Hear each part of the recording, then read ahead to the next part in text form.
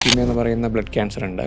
അത് കുട്ടികളിൽ ആണ് കൂടുതലായിട്ട് കാണുക. അതെല്ലാം ഈ ഡിസ്കിനേക്കാളും എല്ലിലുള്ള പ്രശ്നങ്ങളായിരിക്കാം. ആദ്യം ഇതുപോലെ മൂക്കിൽ ബ്ലീഡിംഗ് ആയിട്ട് വരാം. ഒരു ആദ്യത്തെ 5 വർഷമാണ് ക്യാൻസർ തിരിച്ചു വരാനുള്ള സാധ്യത ഏറ്റവും കൂടുതൽ. പിന്നെ ട്രീറ്റ്മെൻറ്റ് താങ്ങാനുള്ള ശക്തിയും നമ്മുടെ ട്രീറ്റ്മെൻറ്റിൻ്റെ ഒരു ഭാഗമാണ്. നമ്മുടെ ശരീരത്തിൻ്റെ ഉള്ളിൽ കുടലിലുള്ള ബാക്ടീരിയയിൽ നിന്നും ഇൻഫെക്ഷൻ വരാൻ പാടില്ല. നമ്മുടെ ജീവൻ നിലനിർത്താൻ രക്തം അത്യന്താപേക്ഷിതമാണ്. നമ്മുടെ ശരീരത്തിന്റെ ആരോഗ്യം പൂർണ്ണമാകണമെങ്കിൽ രക്തത്തിന്റെ ആരോഗ്യവും വളരെ പ്രധാനപ്പെട്ടതാണ്. രക്തവുമായി ബന്ധപ്പെട്ട് ഒരുപാട് രോഗങ്ങൾ ഇന്ന് നിലവിലുണ്ട്. എന്തൊക്കെയാണ് രക്തവുമായി ബന്ധപ്പെട്ട രോഗങ്ങൾ? എങ്ങനെ ഇത് തടയാം? ബ്ലഡ് ക്യാൻസർ വളരെ ഭീകരമാണോ എന്നൊക്കെയുള്ള ചോദ്യങ്ങൾക്ക് ഇന്ന് പോഡ്കാസ്റ്റിൽ മറുപടിയുമായി എത്തിയിരിക്കുന്നത് അമല ഇൻസ്റ്റിറ്റ്യൂട്ട് ഓഫ് മെഡിക്കൽ സയൻസിലെ വിദഗ്ധരാണ്. നമുക്ക് വെൽക്കം ചെയ്യാം. Doctor Sreeraj V, associate professor and HOD, clinical haematology, Amala institute of medical science. Doctor KR Jagan, assistant professor, clinical haematology, Amala institute of medical science. രണ്ടുപേർക്കും സ്വാഗതം. ആദ്യം തന്നെ ഹെമറ്റോളജി എന്താണ്? എന്തൊക്കെയാണ് ഒരു ഹെമറ്റോളജിസ്റ്റ് ചികിത്സിക്കുന്നത് ഡോക്ടർ? ക്ലിനിക്കൽ ഹെമറ്റോളജി എന്ന് പറയുന്ന വിഭാഗം കേരളത്തിൽ ഈ അടുത്ത കാലത്തായിട്ടാണ് കൂടുതൽ സ്പെഷ്യലിസ്റ്റുകൾ വന്നു തുടങ്ങിയിരിക്കുന്നത്. രക്തവുമായി ബന്ധപ്പെട്ട, അതായത് രക്തകോശങ്ങളുമായിട്ട് ബന്ധപ്പെട്ട അസുഖങ്ങളെയാണ് അവർ ചികിത്സിക്കുക.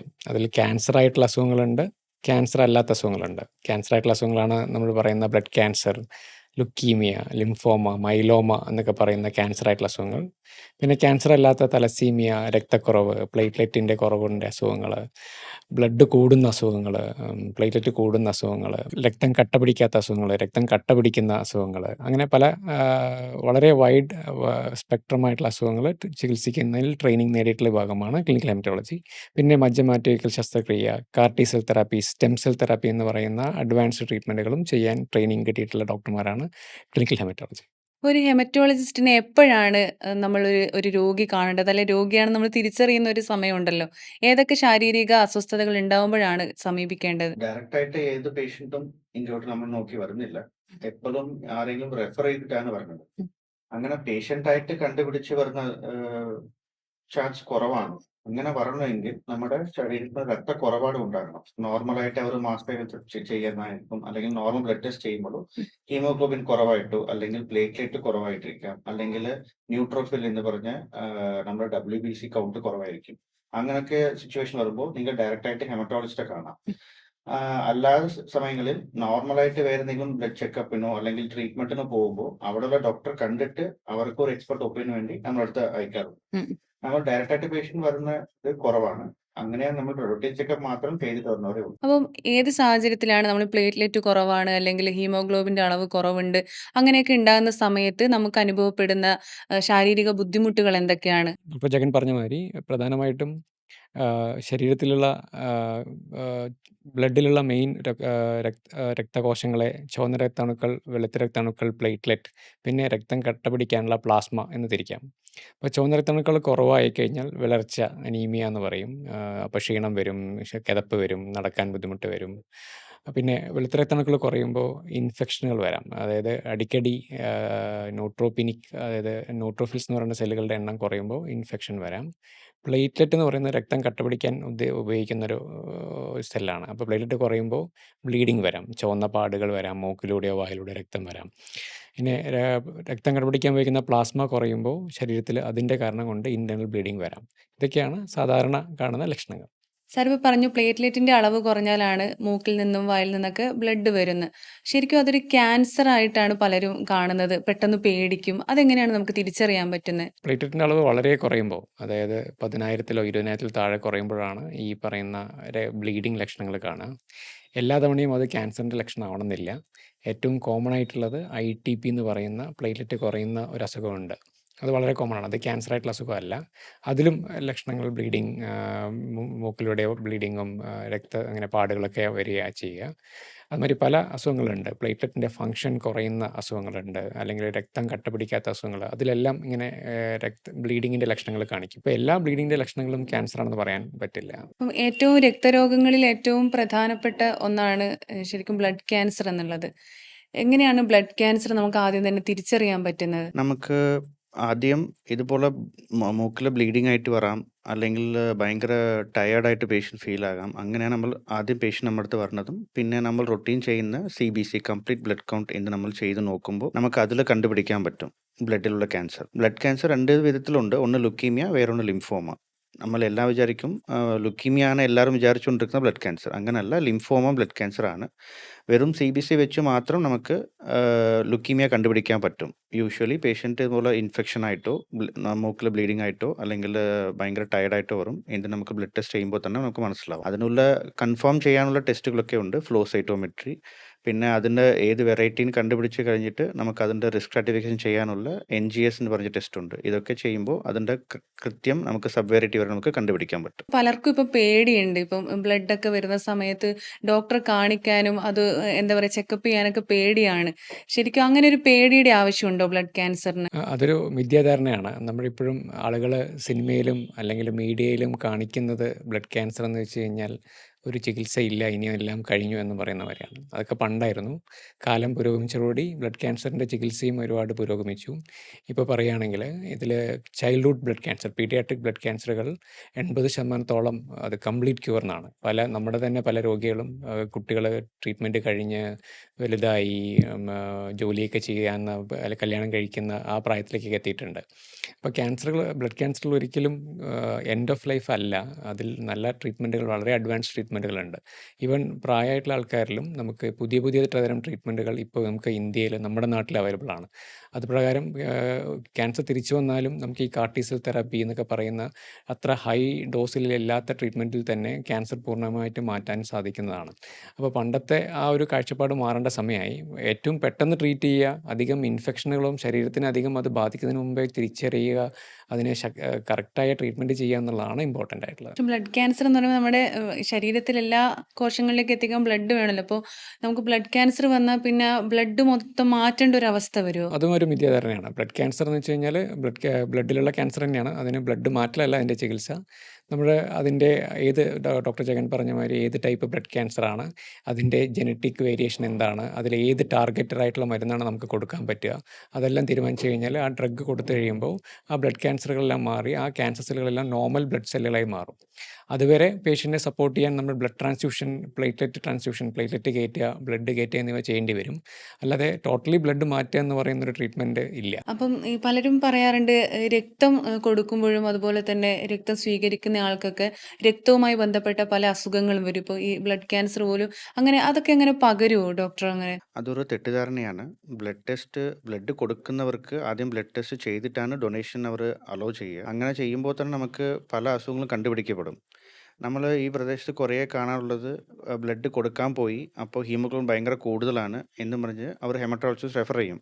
അങ്ങനെ കുറേ പേഷ്യൻസ് അങ്ങനെ വന്നിട്ടുണ്ട്. അവരുടെ ഹീമോഗ്ലോബിൻ ഭയങ്കര കൂടുതലായിരുന്നു. അത് ടെസ്റ്റ് ചെയ്ത് അത് ഒരുവിധപ്പെട്ട ചെറിയൊരു ബ്ലഡ് ക്യാൻസർ നമ്മൾ കണ്ടുപിടിച്ച് ചികിത്സിച്ചിട്ടുമുണ്ട്. അതുകൊണ്ട് ഇത് ബ്ലഡ് കൊടുത്താൽ അത് പകരും എന്നുള്ളതെല്ലാം അത് ഒരു തെറ്റിദ്ധാരണയാണ്. അത് അങ്ങനല്ല. നമുക്ക് ഒരു ബ്ലഡ് ഡൊണേറ്റ് ചെയ്യുന്ന പോകുന്നവർക്ക് പ്രോപ്പർ ടെസ്റ്റൊക്കെ ചെയ്ത് എല്ലാം ക്ലിയർ ആക്കിയിട്ടേ ബ്ലഡ് ഡൊണേറ്റ് ചെയ്യാൻ അവർ അലോ ചെയ്യുള്ളൂ. ബ്ലഡ് ക്യാൻസറിന് എന്തൊക്കെ നൂതന ചികിത്സകളാണ് ഇപ്പോൾ അമല ഹോസ്പിറ്റലിലായാലും ഉള്ളത് എന്തൊക്കെയാണ്? പണ്ടത്തെ ട്രീറ്റ്മെൻറ്റ് എന്ന് വെച്ചാൽ കൺവെൻഷണൽ കീമോതെറാപ്പി എന്ന് പറയും. അതായത് ഇത്തരം ട്രീറ്റ്മെൻറ്റിന് ക്യാൻസർ സെല്ലുകൾ ഏതാണ്, നോർമൽ സെല്ലുകൾ ഏതാണെന്ന് തിരിച്ചറിയാൻ പറ്റില്ല.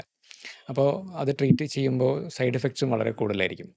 കാലം കുറച്ചുകൂടെ മുന്നോട്ട് അഡ്വാൻസ് ആയപ്പോൾ നമ്മൾ ടാർഗറ്റഡ്, അതായത് ക്യാൻസർ സെല്ലുകളെ മാത്രം തിരഞ്ഞു പിടിച്ച് ചികിത്സിക്കുന്ന ട്രീറ്റ്മെൻറ്റുകളിലൂടെ ബ്ലഡ് ക്യാൻസറിൽ വരാൻ തുടങ്ങി. ഇമ്മ്യൂണോതെറാപ്പി എന്ന് പറയും.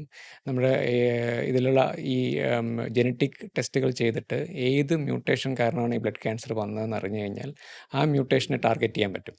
ഇപ്പോൾ PML RARA എന്ന് പറയുന്ന ഒരു മ്യൂട്ടേഷൻ ഉണ്ട്. അതൊരു ബ്ലഡ് ക്യാൻസർ ഉണ്ടാക്കുന്ന മ്യൂട്ടേഷനാണ്. അതിന് ഒരു സ്പെസിഫിക് മരുന്നുണ്ട്. അത് കീമോതെറാപ്പി അല്ല. അത് കീമോ അല്ലാതെ തന്നെ ആ ക്യാൻസറിന് നമുക്ക് മാറ്റം പറ്റും. അതിൻ്റെ ഹിസ്റ്ററി നോക്കുകയാണെങ്കിൽ പണ്ട് ഒരു 30 വർഷം മുമ്പ് വരെ അങ്ങനെ ഒരു ക്യാൻസർ, ആ ബ്ലഡ് ക്യാൻസർ വന്നാൽ എല്ലാവരും മരിക്കുമായിരുന്നു. പിന്നെ ഈ ട്രീറ്റ്മെൻറ്റ് കണ്ടുപിടിച്ചതോടുകൂടി ആ ക്യാൻസർ ഏറ്റവും ക്യൂറബിൾ ആയിട്ടുള്ള ക്യാൻസറായി മാറി. ഈവൻ പ്രായമുള്ള ആളുകളിൽ പോലും ആ ക്യാൻസർ AML M3 എന്ന് പറയുന്ന ബ്ലഡ് ക്യാൻസർ വന്നാൽ പോലും ടാർഗറ്റഡ് ആയിട്ടുള്ള മരുന്നുകൾ ചെയ്യുന്നതോടുകൂടി പൂർണ്ണമായി മാറ്റാൻ പറ്റും. അവരുടെ എക്സ്പെക്റ്റൻസി ഒരിക്കലും അവർ നോർമൽ ആൾക്കാരെ മാതിരി ജീവിക്കാൻ തുടങ്ങും. അപ്പോൾ അങ്ങനെ ടാർഗറ്റ് ചെയ്യാൻ പറ്റുന്ന മരുന്നുകൾ ഏതൊക്കെയാണെന്ന് കണ്ടുപിടിക്കുക എന്നുള്ളതാണ് ഈ ബ്ലഡ് ക്യാൻസറിലെ ഏറ്റവും ഇമ്പോർട്ടൻ്റ് ആയിട്ടുള്ള സ്റ്റെപ്പ്. അപ്പോൾ ആ ടാർഗറ്റഡ് ട്രീറ്റ്മെൻറ്റ് ഉപയോഗിക്കുന്നതോടുകൂടി സൈഡ് എഫക്റ്റുകൾ കുറയുകയും ട്രീറ്റ്മെൻറ്റ് കൂടുതൽ ടോളറേറ്റ് ചെയ്യാൻ പറ്റും. ഏത് പ്രായത്തിലുള്ള രോഗികൾക്കും ടോളറേറ്റ് ചെയ്യാൻ പറ്റുകയും കൂടുതൽ സുഖപ്പെടുത്താനും കൂടുതൽ കാലം നോർമൽ ലൈഫ് എക്സ്പെക്റ്റൻസിയിലേക്ക് ആൾക്കാരെ കൊണ്ടുവരാനും പറ്റും. ഓരോ പ്രായത്തിനനുസരിച്ച് ഈ ബ്ലഡ് ക്യാൻസറിനുള്ള ചികിത്സ വ്യത്യാസമാണോ അതോ ഓരോ രോഗിക്കനുസരിച്ച് ഇത് വ്യത്യാസപ്പെട്ടിരിക്കുമോ? 2 വിധത്തിലും പറയാം. ഓരോ അസുഖങ്ങളും ഓരോ മ്യൂട്ടേഷൻ കൊണ്ടിരിക്കും. അപ്പോൾ അതിൻ്റെ ഒരു ട്രീറ്റ്മെൻറ്റും ഡിഫറെൻ്റ് ആയിരിക്കും. ഓരോ സബ് വെറൈറ്റീനും അതിൻ്റെ ട്രീറ്റ്മെൻറ്റ് ഡിഫറെൻ്റ് ആയിരിക്കും. പിന്നെ ട്രീറ്റ്മെൻറ്റ് താങ്ങാനുള്ള ശക്തിയും നമ്മുടെ ട്രീറ്റ്മെൻറ്റിൻ്റെ ഒരു ഭാഗമാണ്. ഒരു 40 ഇയേഴ്സിന് താഴെ ഉള്ളവർക്ക് നമുക്ക് എത്ര ഹെവി കീമോ വേണമെങ്കിലും കൊടുക്കാം. പക്ഷേ അതിന് കൂടുതലുള്ളവർക്ക് അവർ എത്ര താങ്ങാൻ പറ്റുമോ അതനുസരിച്ചുള്ള ട്രീറ്റ്മെൻറ്റ് നമ്മൾ കൊടുക്കുള്ളൂ. പിന്നെ ഈ ടാർഗറ്റ് തെറപ്പി വന്നതുകൊണ്ട് അത് ആർക്ക് വേണമെങ്കിലും കൊടുക്കാം. അപ്പോൾ അതുകൊണ്ട് ഇപ്പോൾ നേരത്തെ പോലെയല്ല ഇപ്പോഴത്തെ കാര്യങ്ങൾ. കുറേ പേര് അത് ട്രീറ്റ്മെൻറ്റ് ടോളറേറ്റും ചെയ്യുന്നു. അതവർ നല്ലോണം രക്ഷപ്പെട്ട് പോകുന്നുമുണ്ട്. അങ്ങനെ ഒരുപാട് പേര് എത്തുന്നത് ഈ ബ്ലഡ് ക്യാൻസർ ആയിട്ടാണോ? ഈ രക്തരോഗങ്ങളിൽ ഏറ്റവും മുന്നിൽ നിൽക്കുന്ന അതായിട്ടാണോ ഡോക്ടേഴ്സിന്റെ അടുത്ത് പൊതുവെ വരുന്നത്? ഞങ്ങളുടെ ഹോസ്പിറ്റലിൽ ഏറ്റവും കൂടുതൽ കാണുന്നത് മൾട്ടിപ്പിൾ മൈലോമ എന്ന് പറയുന്ന തരത്തിലുള്ള ബ്ലഡ് ക്യാൻസറാണ്. അത് മജ്ജയിലുള്ള പ്ലാസ്മ സെൽസുകളെ ബാധിക്കുന്ന ഒരു ബാക്ക് പെയിനൊക്കെ ആയിട്ട് പ്രസൻറ്റ് ചെയ്യുന്ന ഒരു അസുഖമാണ്. അത് പ്രായമായിട്ടുള്ള ആൾക്കാരിൽ കാണുന്ന, കേരളത്തിൽ കുറച്ച് കൂടുതലായിട്ട് കാണുന്ന ഒരു അസുഖമാണ്. പ്രധാനമായിട്ടും എല്ല് ഡോക്ടർമാരെ, ഓർത്തോപെഡീഷ്യനെയൊക്കെ കണ്ടതിന് ശേഷം അവർ റെഫർ ചെയ്തിട്ട് വരുന്ന അസുഖം. അതാണ് കൂടുതലായിട്ട് കാണുന്നത്. പിന്നെ ഞങ്ങൾ കൂടുതലായിട്ട് കാണുന്നത് ഈ ലിംഫോമ എന്ന് പറയുന്ന ബ്ലഡ് ക്യാൻസർ, അതും കൂടുതലായിട്ട് കാണാറുണ്ട്. ലിംഫോമ എന്ന് പറയുന്ന ബ്ലഡ് ക്യാൻസർ, അതിൽ തന്നെ പല ഉപവിഭാഗങ്ങളുണ്ട്. അതിനും ടാർഗറ്റഡ് ആയിട്ടുള്ള ഇമ്മ്യൂണോ തെറാപ്പിയുമായിട്ട് ട്രീറ്റ്മെൻറ്റുകളുണ്ട്. അതും ഏകദേശം 60% വരെയും ആൾക്കാർക്ക് ക്യൂർ ചെയ്യാൻ പറ്റും എന്നാണ് പറയുക. പണ്ട് അത് 10% എന്നൊക്കെ പറയുന്നത് ഇപ്പോൾ 60% മേലെ രോഗികൾക്ക് ഈ ടാർഗറ്റഡ് ഇമ്മ്യൂണോ തെറാപ്പി വെച്ചിട്ട് കോമ്പിനേഷൻ കീമോതെറാപ്പി വെച്ച് ക്യൂർ ചെയ്യാൻ പറ്റും എന്നാണ് പറയുക. ഇതെല്ലാം ഞങ്ങൾ കോമൺ ആയിട്ട് കാണുന്നത് ഇത്തരം ക്യാൻസറുകളാണ്. മൾട്ടിപ്പിൾ മൈലോമ എന്ന് പറയുന്ന ഈ ക്യാൻസർ ആണോ ഭയങ്കര ഗുരുതരം? അതെങ്ങനെയാണ് ആദ്യം തന്നെ കണ്ടെത്തുന്നത് എങ്ങനെയാണ്? നമുക്ക് അങ്ങനെപ്പെട്ട പേഷ്യൻസ് വരുമ്പോൾ പൊതുവേ അവർ പറയുന്ന കംപ്ലയിൻറ്റ്സ് ഒരു 60 വയസ്സ് അറൗണ്ട് ഉള്ള പേഷ്യൻസ് ബാക്ക് പെയിൻ ആയിട്ടും അല്ലെങ്കിൽ എവിടെയെങ്കിലും പോയി ബ്ലഡ് ടെസ്റ്റ് ചെയ്തപ്പോൾ ഹീമോഗ്ലോബിൻ കുറവായിട്ടും ഈ രണ്ടാണ് കോമൺ ആയിട്ട് നമ്മുടെ അടുത്ത് പ്രസൻറ്റ് ആവുന്നത്. അത് ഭയങ്കര മോശം എന്ന് നമ്മൾ പറയില്ല. മൾട്ടിപ്പിൾ മൈലോമാണ്, കുറേ ഓപ്ഷൻസ് ഒക്കെ ഇപ്പോൾ വന്നതുകൊണ്ട് ചെറിയ കീമോ വെച്ചിട്ട് നമുക്ക് ട്രീറ്റ് ചെയ്ത് പോവാം. ഇപ്പോൾ ലേറ്റസ്റ്റ് ആയിട്ട് അതിൻ്റെ കാർട്ടീസൽ തെറപ്പി വന്ന് അതിന് കുറേ ടാർഗറ്റഡ് തെറപ്പീസ് ഒക്കെ കുറേ വന്നതുകൊണ്ട് അത് അത്ര മോശമല്ല എന്നേ പറയാൻ പറ്റും. ബാക്ക് പെയിൻ ഒക്കെ അത്രയും ഗുരുതരമായിട്ട് നമ്മൾ കാണേണ്ടതുണ്ടോ? എല്ലാ ബാക്ക് പെയിനുകളും നമ്മൾ പൊതുവെ അനുമാനിക്കും ബാക്ക് പെയിൻ എല്ലാം ഡിസ്കിൻ്റെ പ്രശ്നമാണെന്നാണ് നമ്മൾ വിചാരിക്കുക, നാട്ടിലുള്ള പൊതുവെ ഒരു വിചാരം. പക്ഷെ പെട്ടെന്ന്, അതായത് കുറേ കാലമായിട്ടുള്ള ബാക്ക് പെയിൻ എല്ലാം ഡിസ്കിൻ്റെ ആയിരിക്കും. പക്ഷെ പെട്ടെന്ന് വരുന്ന ബാക്ക് പെയിൻ, രാത്രികളിൽ വേദന കൂടുന്ന ബാക്ക് പെയിൻ, കുറേ വേദന സംഹാരികൾ കഴിച്ചാലും വേദന കുറയാത്ത ബാക്ക് പെയിൻ, അതെല്ലാം ഈ ഡിസ്കിനേക്കാളും എല്ലിലുള്ള പ്രശ്നങ്ങളായിരിക്കാം. അതൊരു ഓർത്തോപെഡീഷ്യന് അല്ലെങ്കിൽ ഒരു ഫിസിഷ്യന് എളുപ്പം മനസ്സിലാക്കാവുന്നേ ഉള്ളൂ. ബാക്ക് പെയിൻ നിസ്സാരമല്ല. ബാക്ക് പെയിൻ ഇങ്ങനത്തെ അസുഖങ്ങളുടെയും കൂടെ ഒരു സൂചനയായിരിക്കാം. വേദന വന്നാൽ ഇപ്പോൾ അത് ക്യാൻസറിലേക്ക് പോകുകയാണെന്നിട്ടാണ് ആൾക്കാർക്ക് അധികവും ഡോക്ടറെ കാണിക്കാൻ പേടി ഇപ്പോൾ. അപ്പോൾ ആ ഒരു പേടി മാറ്റേണ്ടതല്ലേ ശരിക്കും? തീർച്ചയായും. അതായത് ഞങ്ങൾ പറയാൻ ഉദ്ദേശിക്കുന്നത് തന്നെ ഈ പറയുന്ന ഏത് ക്യാൻസർ ആണെങ്കിലും, ഇപ്പോൾ ലുക്കീമിയ, ടെറോളജിസ്റ്റുകളാണ് ഈ ക്യാൻസറുകളിൽ ഏറ്റവും സീരിയസ് ആയിട്ടുള്ള ക്യാൻസറുകളായിട്ടുള്ള ബ്ലഡ് ക്യാൻസറുകളും മൈലോമയൊക്കെ ചികിത്സിക്കുന്ന ഒരു വിഭാഗമാണ്. പക്ഷേ ഞങ്ങൾ തന്നെ അത് സമൂഹത്തിന് പറയാൻ ഉദ്ദേശിക്കുന്നത് വെച്ച് കഴിഞ്ഞാൽ, നേരത്തെ ഡയഗ്നോസ് ചെയ്ത് കഴിഞ്ഞാൽ, നമ്മൾ ഒരുപാട് ലേറ്റ് ആയി കഴിഞ്ഞാലാണ് ഈ പറയുന്ന ട്രീറ്റ്മെൻറ്റ് ഓപ്ഷൻസ് ഒക്കെ നമുക്ക് ലിമിറ്റ് ആവുക. നേരത്തെ ഡയഗ്നോസ് ചെയ്ത് കഴിഞ്ഞാൽ ഇതെല്ലാം ചികിത്സിക്കാനും പൂർണ്ണമായിട്ടും, ഇപ്പോൾ മൈലോമ പേഷ്യൻസ് ഫ്രാക്ചറായി കിടന്ന് വരുന്ന ആൾക്കാർ നമ്മൾ ട്രീറ്റ് ചെയ്ത് കഴിയുമ്പോൾ അവർ നടന്ന് ജോലിക്ക് പോകും. അവർ ഒരു 1-2 മാസം കഴിയുമ്പോൾ അവരുടെ ഓഫീസ് ജോലി ചെയ്ത് വൺസിനെ ഡേ കെയർ കീമോയിൽ ഒരാഴ്ചയിൽ ഒരിക്കൽ വന്ന് കീമോ എടുക്കുന്ന ആൾക്കാർ ഇഷ്ടം പോലെയുണ്ട്. അവർ തന്നെ അങ്ങനത്തെ ലെവലിലേക്ക് അവർ മാറാൻ പറ്റും. അപ്പോൾ വരുമ്പോൾ അവർ വിശ്വസിക്കില്ല, അവർ നടക്കാൻ പറ്റുന്നവർക്ക് വിശ്വസിക്കാൻ പറ്റില്ല. അപ്പോൾ ഈ പാരമ്പര്യമായിട്ട് ഈ രോഗം വരുമോ?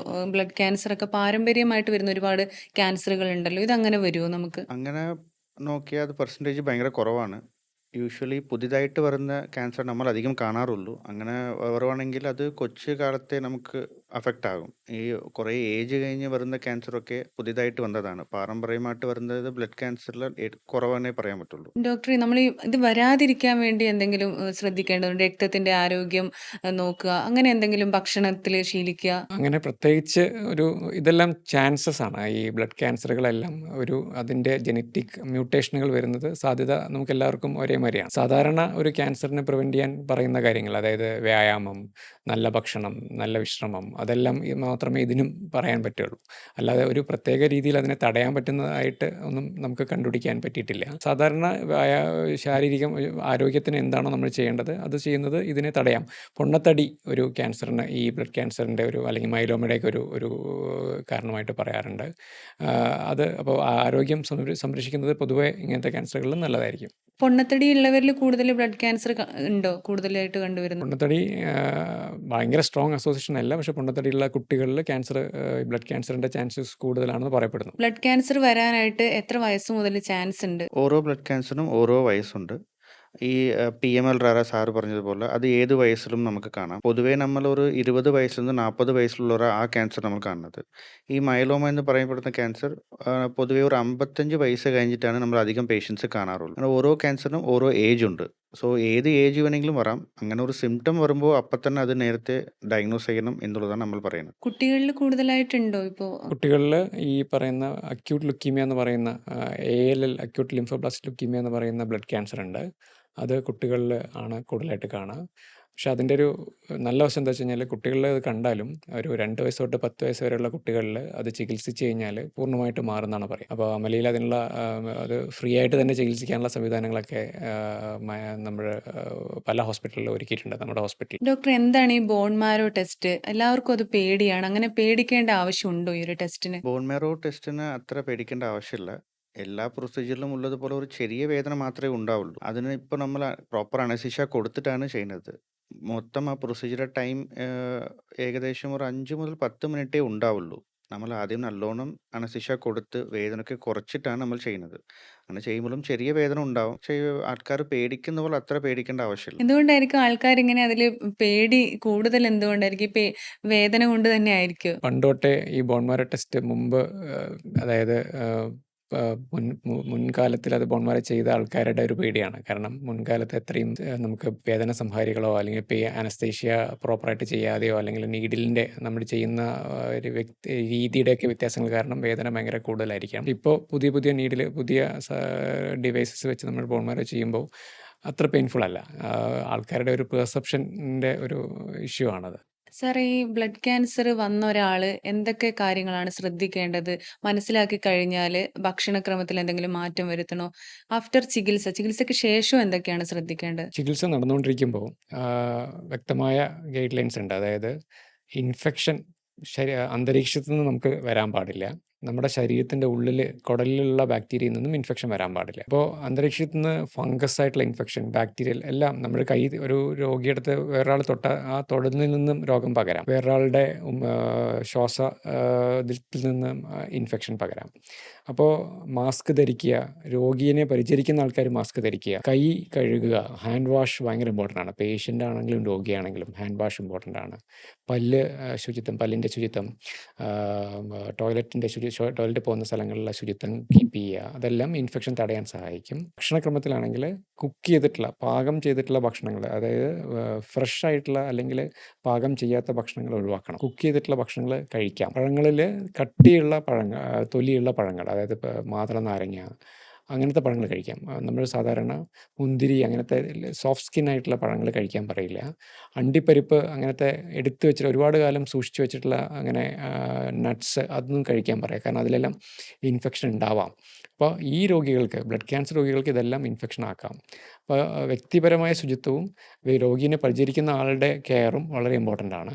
ഭക്ഷണം പാകം ചെയ്ത ഭക്ഷണം കഴിക്കുക, പാകം ചെയ്യാത്ത അല്ലെങ്കിൽ എടുത്തു വെച്ചിട്ടുള്ള ഫ്രഷ് ആയിട്ടുള്ള ഭക്ഷണങ്ങൾ കഴിക്കാതിരിക്കുക എന്നുള്ളതാണ്.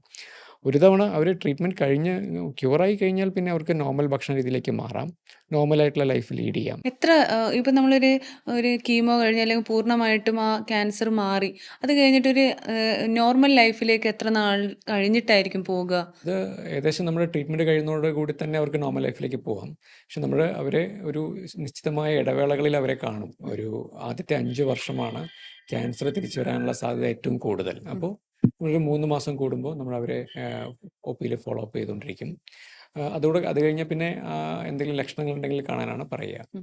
5 വർഷമാണ് നമുക്ക് 5 വർഷം വരെയാണ് ജീവിക്കാന്നാ പറയല്ലേ ഡോക്ടർ? അങ്ങനെയല്ല. 5 വർഷം വരെ നമ്മൾ ശ്രദ്ധിക്കണം. ക്യാൻസർ വരാനുള്ള ചാൻസ് ഏറ്റവും കൂടുതൽ ആദ്യത്തെ വർഷമാണ്. ട്രീറ്റ്മെൻറ്റ് കഴിഞ്ഞു കഴിഞ്ഞാലും ആദ്യത്തെ വർഷമാണ്. പിന്നീട് ആ സാധ്യത കുറഞ്ഞു വരും. 5 വർഷം കഴിഞ്ഞ് കഴിഞ്ഞാൽ ഏകദേശം നോർമൽ ആളുകളെ മാറിയാവും എന്നാണ് പറയുക. അപ്പം നമ്മളൊരു 5 വർഷം വരെ അവരെ റെഗുലറായിട്ട് കണ്ടുകൊണ്ടിരിക്കും, ഈ ക്യാൻസർ തിരിച്ചു വരുന്നുണ്ടോ എന്നുള്ളത് നേരത്തെ കണ്ടുപിടിക്കാൻ വേണ്ടി. ഡോക്ടർ, ഇപ്പോൾ ഞാൻ വാട്സപ്പിലൊക്കെ ഒരുപാട് മുറിവൈദ്യന്മാരുണ്ടല്ലോ, വാട്സപ്പിലൊക്കെ ഒരുപാട് കേട്ടിട്ടുള്ളതാണ്, ഒരു ഗുളിക കഴിച്ചാൽ ക്യാൻസർ മാറുന്നുള്ളത്. ഒരു ക്യാൻസർ ഉണ്ട്, ഒറ്റൊരു ഗുളിക മതിയെന്ന്. അതൊക്കെ ശരിക്കും സത്യമാണോ? അത് എല്ലാ ക്യാൻസറും സത്യമല്ല. നമ്മുടെ ഒരു ക്യാൻസർ ഉണ്ട്, CML എന്ന് പറയും, ക്രോണിക് മൈലാർ ലുക്കീമിയ. ലുക്കീമിയ പൊതുവെ 2 ആയിട്ടാണ് പറയുന്നത്. ഒന്ന് അക്യൂട്ട് അല്ലെങ്കിൽ ക്രോണിക്. ഈ ക്രോണിക് മൈലർ ലുക്കീമിയ ഒരു ടാബ്ലറ്റ് മാത്രം കഴിക്കണം. അത് ആദ്യം തുടങ്ങിയപ്പോൾ ഇമാറ്റിനിബ് എന്ന് പറഞ്ഞൊരു ടാബ്ലറ്റാണ് അത് മാർക്കറ്റിൽ വന്നത്. അത് ഒരു മ്യൂട്ടേഷൻ ടാർഗറ്റിംഗ് ടാബ്ലറ്റാണ്. അങ്ങനെ ഒരു ടാബ്ലറ്റ് മാത്രം എടുത്തിട്ട് നമുക്കത് കംപ്ലീറ്റ് ക്യൂർ വരെ ചെയ്യാം. അതുപോലെ തന്നെ ഡോക്ടർ ഈ അനീമിയ, രക്തം കുറയുന്ന അവസ്ഥ, അനീമിയ വന്ന എൻ്റെ ഒരു സുഹൃത്തിൻ്റെ മുടിയൊക്കെ കൊഴിഞ്ഞു പോയി. വളരെ വിളർച്ചയായിട്ട് നമുക്ക് കാണുമ്പോൾ തന്നെ ഒരു വിഷമം തോന്നും. എങ്ങനെയാണ് ഇങ്ങനെ അനീമിയ ഇത്രത്തോളം ഗുരുതരമാകുന്നത് എങ്ങനെയാണ്? നമ്മുടെ നാട്ടിൽ സ്ത്രീകളിൽ ഒരു പ്രധാന പ്രശ്നമാണ് അയൺ ഡെഫിഷ്യൻസി. ഈ ഇരുമ്പിൻ്റെ കുറവ് കൊണ്ടുള്ള അനീമിയ. ഈ അയൺ എന്ന് പറയുന്ന മൂലകം രക്തമുണ്ടാവാൻ വളരെ അത്യാവശ്യമാണ്. പക്ഷേ അത് ആഗിരണം ചെയ്യുന്നത് വളരെ കഷ്ടപ്പെട്ടിട്ടാണ്. അതായത് അത്ര ഈസി ആയിട്ട് ശരീരത്തിൽ നിന്ന് ആഗിരണം ചെയ്യില്ല. പ്രത്യേകിച്ച് അസുഖങ്ങൾ, പല ഷുഗറും പ്രഷറൊക്കെ ഉള്ള ആൾക്കാരിൽ, അല്ലെങ്കിൽ ആസ്പിരിൻ ഗുളിക കഴിക്കുന്ന ആൾക്കാരിലെല്ലാം ഇത് ആഗിരണം ചെയ്യുന്നത് കുറവായിരിക്കും. പക്ഷേ സ്ത്രീകളിൽ പ്രധാനമായിട്ടും ഈ മെനിസ്ട്രേഷൻ, പീരീഡ്സ് വരുമ്പോൾ ബ്ലീഡിങ് ഉണ്ടാകുമ്പോൾ അതിലൂടെയും രക്തം നഷ്ടപ്പെടും. അപ്പോൾ അത്രയും ആ രക്തം നഷ്ടപ്പെടുമ്പോൾ അതിലൂടെ അയൺ നഷ്ടപ്പെടുകയാണ് ആക്ച്വലി. അപ്പോൾ അയൺ നഷ്ടപ്പെടുന്ന അത്രയും ശരീരത്തിൽ അയൺ തിരിച്ച് കയറുന്നുണ്ടാവില്ല. നമ്മൾ ഗുളിക കഴിക്കാൻ പറ്റാറില്ല, അല്ലെങ്കിൽ പ്രോപ്പർലി അത് മനസ്സിലാക്കാൻ പറ്റാത്തത് കൊണ്ടോ ഗുളിക ടോളറേറ്റ് ചെയ്യാത്തതുകൊണ്ടോ ആയിരിക്കാം, അല്ലെങ്കിൽ ഭക്ഷണത്തിൽ അധികം അയൺ കണ്ടന്റ് ഇല്ലാത്തതുകൊണ്ടായിരിക്കും. അപ്പോൾ നമ്മുടെ നാട്ടിൽ ഒട്ടുമിക്ക സ്ത്രീകളും ഈ മെനിസ്ട്രേഷൻ പീരീഡിൽ അവരുടെ ജീവിത 15 വയസ്സ് തൊട്ടിട്ട് ഒരു 50 വയസ്സ് വരെയുള്ള സ്ത്രീകളിൽ അയൺ ഡെഫിഷ്യൻസി വളരെ കോമൺ ആണ്. അതിൻ്റെ പ്രധാന കാരണം ഈ ഇംബാലൻസ് ആണ്. അതായത് പീരീഡ്സിൽ നഷ്ടപ്പെടുന്ന ബ്ലഡിലുള്ള അയൺ അത്ര നഷ്ടപ്പെടുന്നതിന് പകരമായിട്ട് നമുക്ക് ആഗിരണം ചെയ്യാൻ ഭക്ഷണത്തിൽ അയൺ കിട്ടുന്നില്ല എന്നുള്ളതാണ്. അപ്പോൾ അതിൻ്റെ ലക്ഷണങ്ങളാണ് ഈ വിളർച്ച, മുടി കൊഴിച്ചിൽ, ക്ഷീണം, ജോലികൾ ചെയ്യാനുള്ള ബുദ്ധിമുട്ട്, ഈ പൈക്ക എന്ന് പറയും, നമ്മൾ ഈ പച്ച അരി കഴിക്കുക, പച്ച മണ്ണ് കഴിക്കുക, അതൊക്കെ ഈ അയൺ ഡെഫിഷ്യൻസിയുടെ ലക്ഷണമാണ്. അത് ചെറിയ കുട്ടികളിൽ കാണാം, പക്ഷേ സ്ത്രീകളിലും കോമൺ ആണ്. വലിയ പ്രായത്തിലുള്ള ആണുങ്ങളിൽ കാണുകയാണെങ്കിൽ ഡെഫിനറ്റ്ലി അതിനൊരു കാരണം കണ്ടുപിടിക്കണം. അത് ഈ കുടലിലുള്ള ബ്ലഡ് നഷ്ടപ്പെടുന്ന എന്തെങ്കിലും അൾസറോ ഗ്രോത്തോ എന്തെങ്കിലും ആവാം. സ്ത്രീകളിൽ സാധാരണ അത് ഈ പീരീഡ്സിൻ്റെ ബ്ലീഡിങ് ആയിരിക്കാം. പല സ്ത്രീകളും അവരുടെ പീരീഡ്സ് കൂടുതലാണ്, അതായത് അബ്നോർമൽ ആണ് എന്ന് മനസ്സിലാക്കാതെ ജീവിതകാലം മുഴുവൻ ഈ രക്തക്കുറവും കൊണ്ട് നടക്കുന്ന ആൾക്കാരുണ്ട്. അതുപോലെ തന്നെ പീരീഡ്സ് ഇപ്പം 1-2 മാസം ആവുക, അല്ലെങ്കിൽ പിന്നീട് ആവാതിരിക്കാൻ, അങ്ങനെ ഇറഗുലർ ആയിട്ടുള്ള പീരീഡ്സും ഈ അനീമിയ ഉണ്ടാക്കാൻ കാരണമാവും, അല്ലെങ്കിൽ ഓവറായിട്ടുള്ള ബ്ലീഡിംഗ് ആണ് ഈ അയൺ ഡെഫിഷ്യൻസി ഉണ്ടാക്കാനുള്ള ഒരു മേജർ ആയിട്ടുള്ള കാരണം. ഏതൊക്കെ ഭക്ഷണം കഴിച്ചാൽ നമുക്ക് ഒരു പരിധി വരെ ഈ അനീമിയ തടയാൻ പറ്റും? നമ്മൾ ട്രഡീഷണലി നമ്മളെപ്പോഴും പറയും ഇലക്കറികളും ആണ് മെയിനായിട്ട് അയൺ കണ്ടന്റ് ഉണ്ടെന്ന് പറയാം. പക്ഷേ ഇലക്കറികൾ നല്ലത് തന്നെയാണ്. പക്ഷേ കൂടുതൽ ആഗിരണം ചെയ്യാൻ നല്ലത് ഈ നോൺ വെജ് ആയിട്ടുള്ള ഭക്ഷണ പദാർത്ഥങ്ങളിലുള്ള അയണാണ്. ഹീം അയൺ എന്ന് പറയും. അപ്പം നമ്മുടെ ഇറച്ചി, ചിക്കനിലും മീനിലൊക്കെ ഉള്ള അതൊക്കെ കുറച്ചുകൂടെ നല്ലതെന്നാണ് പറയുക.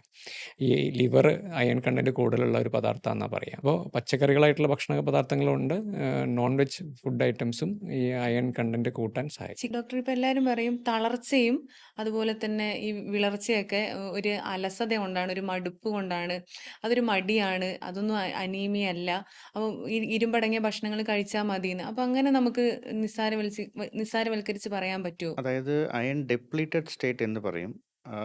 നമ്മുടെ ഇന്ത്യയിൽ സാറ് പറഞ്ഞ പോലെ 15 ഇയേഴ്സ് ടു 50 ഇയേഴ്സ് വരെ ഈ പീരീഡ്സിൽ ഉൾപ്പെടുന്ന ഫീമെയിൽസിന് അവർക്ക് അയൺ കണ്ടന്റ് കുറവായിരിക്കും. പക്ഷേ ബ്ലഡ് ടെസ്റ്റ് ചെയ്യുമ്പോൾ അത് നമുക്ക് പുറത്ത് മനസ്സിലാവില്ല. അതിന് സ്പെഷ്യൽ ടെസ്റ്റൊക്കെ ഉണ്ട്.